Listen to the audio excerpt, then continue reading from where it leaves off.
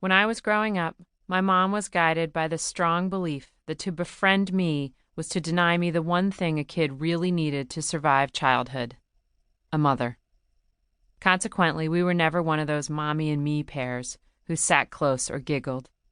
She didn't wink at me or gush about how pretty I looked or rub my back to help me fall asleep.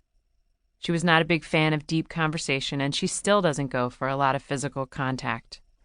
She looked at motherhood less as a joy to be relished than as a job to be done, serious work with serious repercussions. And I left childhood assuming our way of being with each other, adversarial but functional, was as it would be. If my mother thought of me as someone to guide, my father thought of me as someone to cheer. I was his girl, as in, "That's my girl. Have you met my girl?" He liked to hold hands and high-five and was almost impossible to frustrate or disappoint. His signature, "You bet, why not" energy was all I needed for several decades. But then my life became more consequential, and I woke up needing things he could not supply. A certain understanding, call it a seasoning, that only my mother seemed to have.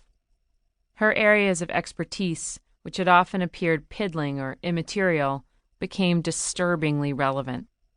And that's saying nothing about the second-guessing and anxieties I could take to her, worries that would only ever bounce off my dad's optimism. As was the case on the day I was told I needed surgery. I remember leaving the doctor thinking three things. I can't have more kids. It's for my own good.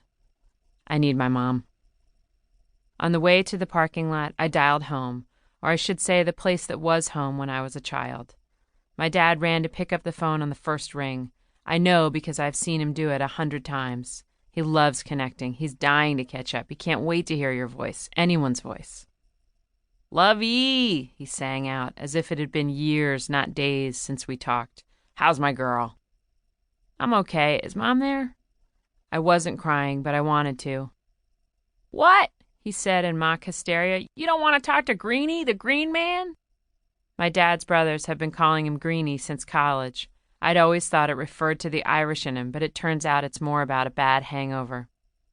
"You're breaking my heart, lovey." "Sorry, I just need Mom. She's at the bridge table, probably making her opponents weep right this minute." I asked him to have her call me when she got back, and told him I couldn't talk right now. That was A-OK with him because everything is A-OK with him. "Love you, mean it," he signed off as usual. "Love you, mean it." Before I got in my car, I called my mom's cell and left a message explaining that Dr. Rawson would be taking out my ovaries a week from Thursday. I tried to sound cool and relaxed about it. I said I was being spayed, ha-ha. I hoped she would hear past my witty BS. 2 years before, a lump I found in my breast turned out to be a 7-centimeter tumor. So I did what people with tumors do: chemotherapy, radiation, surgery. I also started taking a tiny pill every day to suppress ovarian function, since my cancer used estrogen to multiply. After 90 days, my periods kept coming. I bragged to the doc that I was born to breed.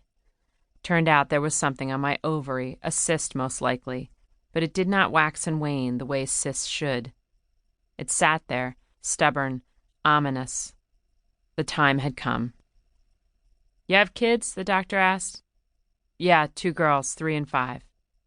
We do this now, maybe we avoid something worse later."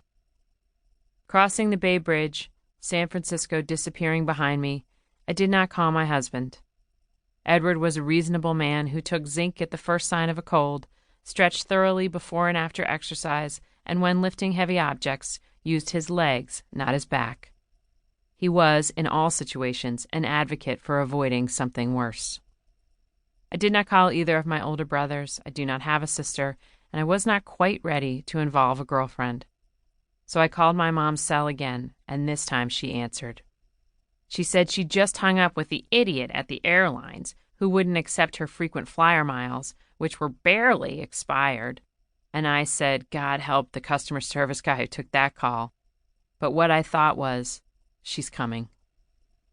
She arrived from Philly the day before I went in for surgery, letting Edward carry her tiny black suitcase on wheels up the stairs, where she would unpack all her must-haves.